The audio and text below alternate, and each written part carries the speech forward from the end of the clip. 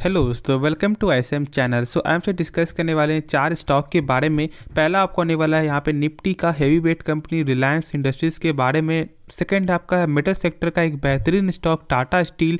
और थर्ड आपका है पेंट्स के मामले में बेहतरीन कंपनी एशियन पेंट्स, ठीक है, जिसका Q3 का आज नंबर यहाँ पे आते हुए दिखाई दिया है। तो यहाँ पे आपको वो देखेंगे कि यहाँ पे कैसा नंबर देखने को मिला है। और वो फोर्थ जो है वो टाटा एलेक्सी, जो लगभग अपने पिक से यानी कि 10,000 के प्राइस से अभी ऑलमोस्ट आपका 35% तक जो है डिस्काउंट रेट पे मिल रहा है। तो क्या करना है, सारे चीज़ यहाँ पे हमसे डिस्कस करेंगे। तो यार इस वीडियो को पूरा अंत तक देखना, लेकिन उससे पहले जरूर इस चैनल को सब्सक्राइब कर सकते हो, प्लस बेल आइकन को भी जरूर से ऑल पे दबा देना, जिससे सारे वीडियो की जो नोटिफिकेशन है वो सबसे पहले आपको मिल जाए। तो पहले यार डिस्कस करते हैं यहाँ पे रिलायंस के बारे में। अब देखो रिलायंस यहाँ पे आज के दिन एक फ्लैट क्लोजिंग होते हुए दिखाई दिया, और यहाँ पे आप जानते हो कि कल के दिन इसका नंबर आपका आते हुए दिखाई देगा, यानी कि 20, ठीक है, 20 जनवरी को यहाँ पे, यानी कल के दिन यहाँ पे आपका जो नंबर आएगा वो मार्केट के बाद ही आएगा, क्योंकि कल यहाँ पे फ्राइडे है और यहाँ पे मार्केट क्लोज होने के बाद ही यहाँ पे नंबर आपको आते हुए दिखाई देगा, जो आपको हमेशा से यहाँ पे आपको आता रहा है। अब यहाँ पे एक चीज़ और आपको जानना है, बहुत से लोग यहाँ पे रिलायंस के बारे में ऐसा सोचते हैं कि क्या यहाँ पे रिलायंस एक अच्छी कंपनी है, या फिर एक ऐसे ही लोग यहाँ पे बोलते हैं कि हाँ रिलायंस सही है। देखो सबसे पहली बात जो है ना, रिलायंस जो है आपको बहुत कुछ आपको सिखाने में यहाँ पे मदद करता है।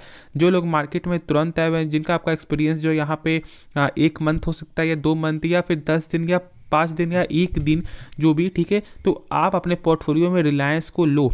जब आपको एक अच्छा प्राइस जब आपको देखने को मिले तो उस समय यहाँ पे आप बाय करो, और उससे क्या होगा ना, आपको बहुत कुछ आपको यहाँ पे ये कंपनी जो है सिखा देगी, जैसे पेशेंस, ठीक है, किस तरह का यहाँ पे पेशेंस चाहिए, प्लस यहाँ पे आपको जो है रिटर्न भी आपको मिल जाएगा।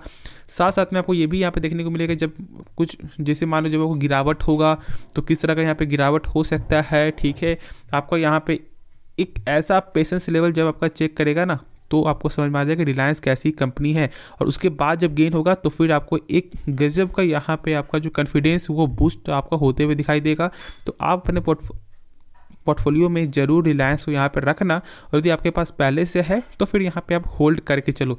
तो चलो यहाँ पे देख लेते हैं कि नंबर किस तरह का देखने को मिल सकता है। तो यहाँ पे आप देख सकते हो कि यहाँ पे साफ तौर से आपको लिखा हुआ है क्या, ब्रोकरेज हाउस, ठीक है, यूबीएस का कहना है कि टैक्स में कमी आने की वजह से दिसंबर तिमाही में कंपनी का जो है यहाँ पे आपका एनर्जी जो इनका बिजनेस है, ठीक है, उस पे अर्निंग के आधार पे आपको एक अच्छा रिकवरी देखने को मिलेगा, और इसके साथ ही यहाँ पे आपको जो रिफाइनिंग मार्जिन में भी बढ़त देखने को मिलेगा, ठीक है। हालांकि पेट्रोकेमिकल स्प्रेड में आपको यहाँ पे स्लो के चलते, ठीक है, रिफाइनिंग मार्जिन में जो है आपको जो सीमित है, ठीक है, जो आपकी बढ़त जो सीमित है वो सीमित ही रहेगी, यानी कि एक एवरेज ही आपका यहाँ पे जो रिफाइनिंग मार्जिन में वो देखने को आपको मिलेगा। ऐसा यहाँ पे आपका यूवीएस ब्रोकरेज हाउस का यहाँ पे मानना है, ठीक है। अब यहाँ पे देखोगे तो यहाँ पे क्या देखने को मिल रहा है, आपका देश की दिग्गज कारोबारी, ठीक है, जो यहाँ पे निफ्टी का एक हेवी वेट कंपनी है। तो यहाँ पे आप देख रहे हो कि यहाँ पे साफ तौर से क्या मानना है कि आपका जो नेट प्रॉफिट जो है ना, वो यहाँ पे आपका ईयर ऑन ईयर के आधार पे जो है लगभग 4.5% का यहाँ पे ग्रोथ देखने को मिल सकता है,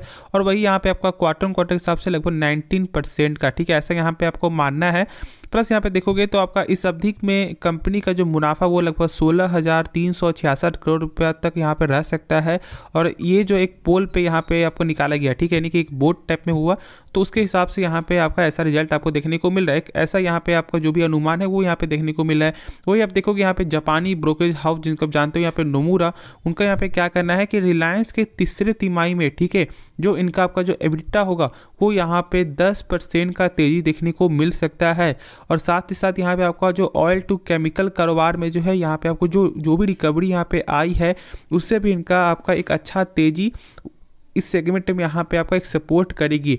तो यहाँ पे खुद आपको समझ में आ रहा है कि लगभग यहाँ पे सारे ब्रोकर का यहाँ पे एक सेम क्या मानना है कि यहाँ पे ईयर ऑन ईयर के जो हिसाब से नेट प्रॉफिट पे 4% का यहाँ पे ग्रोथ आपका हो सकता है, और क्वार्टर क्वार्टर के हिसाब से लगभग यहाँ पे 15 से 16% का, ठीक है। क्योंकि आप जान रहे हो कि Q2 का जो नंबर वो यहाँ पे सही देखने को नहीं मिला था, क्योंकि उस समय का एक आपका हालात थोड़ा सा यहाँ पे खराब था, लेकिन इस पर आप जान रहे हो कि यहाँ पे आपका एक अच्छा खासा जो है ग्रोथ दिखने का चांस है, और उसी की वजह से भी यहाँ पे सारे ब्रोकर ही उनका मानना यही है, ठीक है।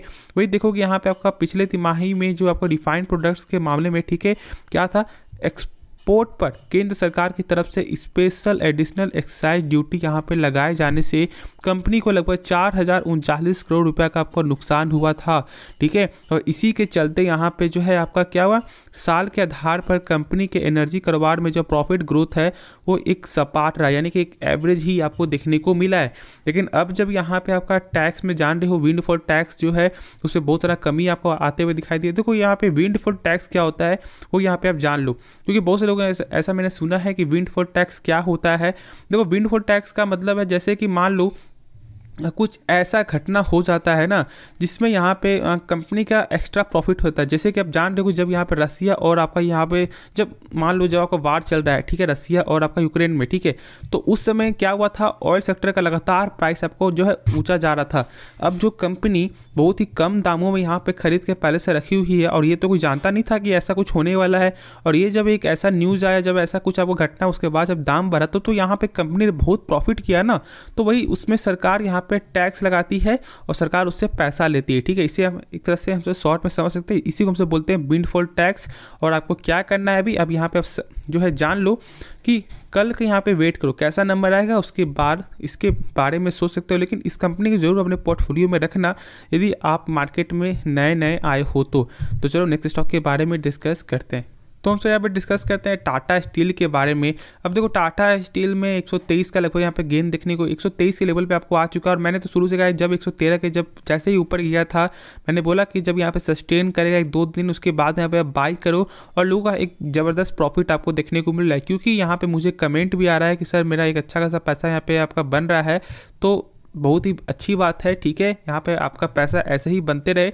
बस यहाँ पे एक चीज़ आप जरूर फोकस रखना कि देखो यदि आप यहाँ पे टेक्निकल पे भरोसा करते हो तो फिर यहाँ पे टेक्निकल भी आपको देखना जरूरी है और साथ साथ यहाँ पे फंडामेंटल भी जानना है। बहुत से लोग क्या करते हैं कि यहाँ पे आपको फंडामेंटल नहीं देखते, डायरेक्ट यहाँ पे टेक्निकल पे घुस जाते हैं और यहाँ पे डायरेक्ट जो है टेक्निकल चेक करते हैं कि क्या यहाँ पे आपका चार्ट क्या दिखा रहा है, क्या यहाँ पे न्यूज़ है। देखो ये तो एक अलग बात है, लेकिन फंडामेंटल भी आपको जानना जरूरी है। जब ऐसा कुछ है टेक्निकल फंडामेंटल तो फिर दोनों जानो ना। जब फंडामेंटल जब यहाँ पे आपको नॉलेज हो जाएगा कि हाँ किस तरह की कंपनी है, तो फिर आपको एक अलग से एक आपका यहाँ पे आपका हौसला बढ़ेगा। ठीक है, और इसके बारे में, इस कंपनी के बारे में एक अलग से आपका जो कॉन्फिडेंस भी यहाँ पे गेन होते हुए दिखाई देगा। तो ये सब आपको यहाँ पे नॉलेज रखना चाहिए। और यदि आपको जिस कंपनी के बारे में जानना है आप जरूर यहाँ पे कमेंट कर सकते हो, मैं उसके बारे में जो है आपको जो वीडियो बना दूंगा। ठीक है, लेकिन आज हम सब बात करें टाटा स्टील के बारे में। तो बहुत से लोग यहाँ पे आप जान रहे हो कि मर्जर का न्यूज़ था। ठीक है, और अब कमेंट क्या आ रहा है कि मर्जर क्या हो रहा है, नहीं हो रहा है, कुछ समझ में नहीं आ रहा है, क्या होगा या फिर नहीं होगा।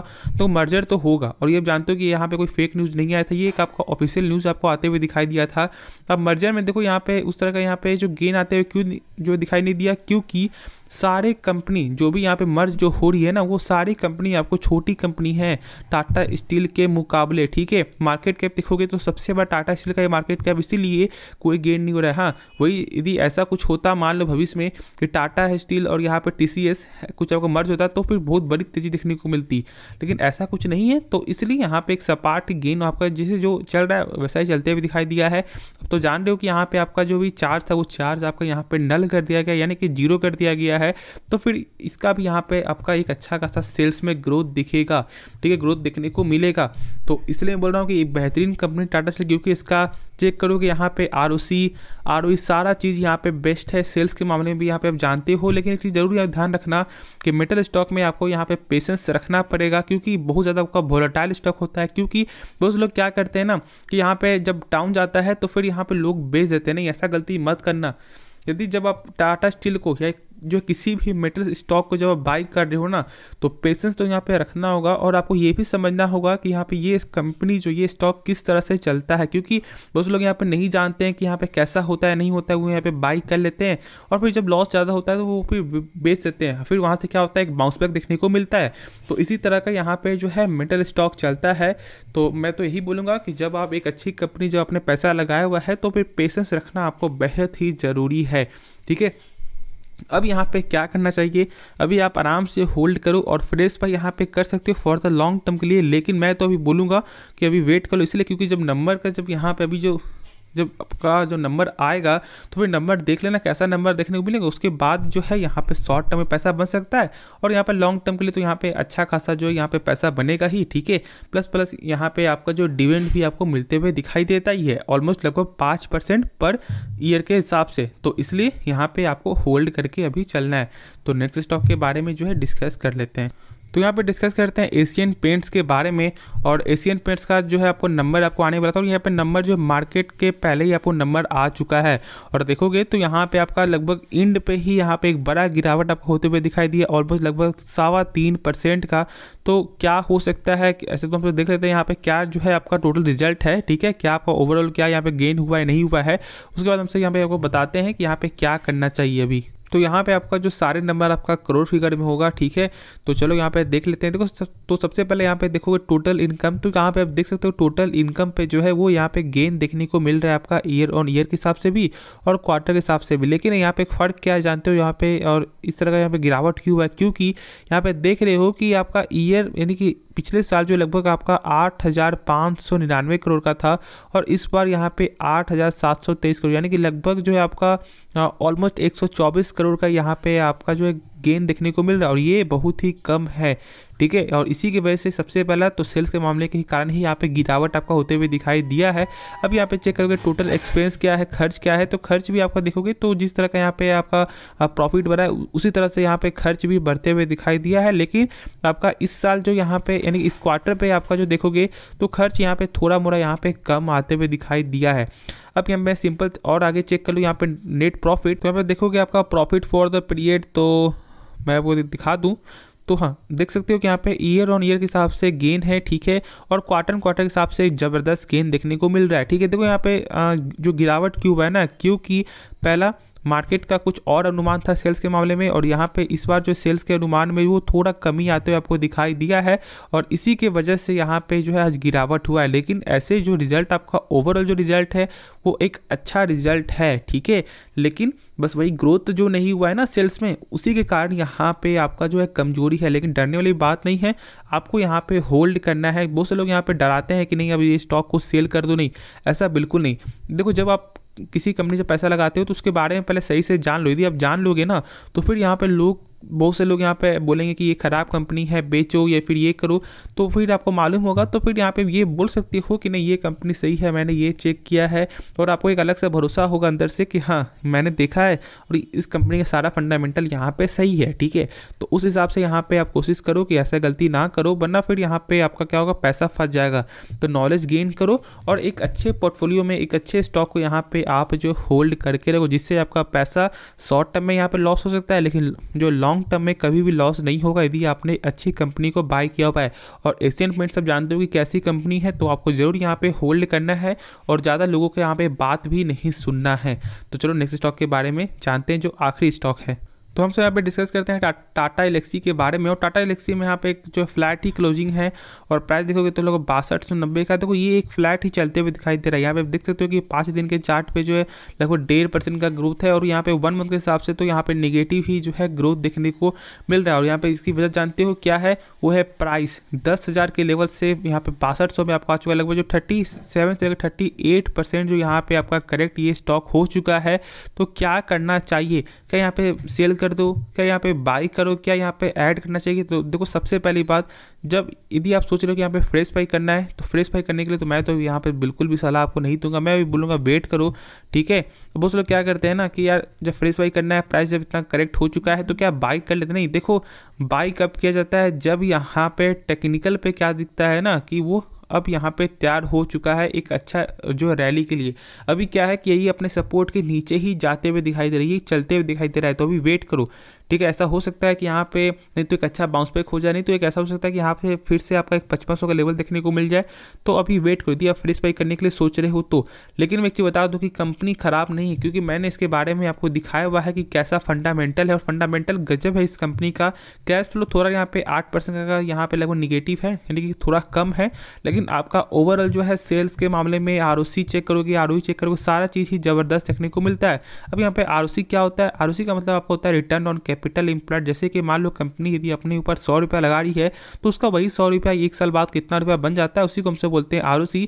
और इस कंपनी का लगभग 30% से भी ऊंचा देखने को मिलता है। और ऐसे तो एवरेज यदि किसी कंपनी का 15% से ऊपर है तो फिर हम सब ऐसे ही सही बोलते हैं। तो खुद आपको समझ में आ रहा है कि यहाँ पे डबल से भी ज़्यादा है इस कंपनी का, ठीक है। और यहाँ पे अब क्या करना है, यहाँ पे ब्रोकर का क्या मानना है, यहाँ पे ब्रोकर का भी एक आपका न्यूट्रल ही रेटिंग आते हुए दिखाई दे रहा है और उनका भी अभी ऐसा मानना है कि अभी होल्ड करना चाहिए और अभी यहाँ पे ऐड ऑन मत करो, ठीक है। अब जब एवरेज करने का बात आता है ना, तो यहाँ पे आप एवरेज कर सकते हो 25%, ठीक है। आपने जिस प्राइस से बाय किया हुआ है उसका पूरा पैसा फिर से मत लगा देना, उसका 25% ही पैसा लगाओ। जैसे कि मान लो आपने यहाँ पे लगाया हुआ 80,000 रुपया, ठीक है, तो 80,000 का यहाँ पे आपको क्या लगाना है, कितना लगाना है, मात्र 20,000 रुपया ही आपको यहाँ पे लगाना है।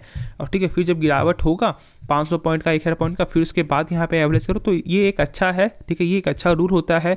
और इससे क्या होगा कि आपका यहाँ पे जो क्वांटिटी भी आपका जो इंक्रीज होगा और यहाँ पे प्राइस भी आपका एक अच्छा खासा प्राइस भी आपका हो जाएगा। तो इसके लिए यहाँ पे आप निश्चिंत रहो और आपको डरना नहीं है, आपको यहाँ पे होल्ड करके चलना है। बाकी जो भी आपको डाउट है, जो कंपनी के बारे में आप जानना चाहते हो, जरूर से आप कमेंट कर सकते हो। तो होप इस वीडियो में जो भी डाउट है क्लियर हो गया होगा। तो यार इस वीडियो को अंत करते, लेकिन उससे पहले जरूर इस चैनल को सब्सक्राइब कर सकते हो और प्लस जो वीडियो को भी लाइक कर देना। तो मिलते हैं नेक्स्ट वीडियो में, तो तब तक के लिए धन्यवाद।